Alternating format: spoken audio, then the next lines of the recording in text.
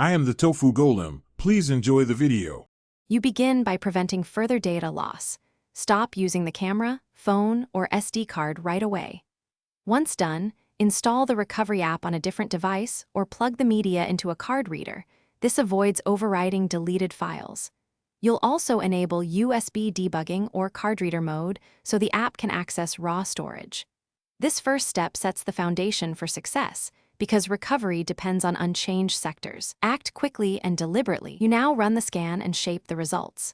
Choose a deep or raw scan when files were formatted or deleted long ago. It reads unindexed sectors. Then apply file type filters, JPG, PNG, hike, to reduce noise and speed the process. Make sure to preview thumbnails so you only restore usable images. Previews show corruption early.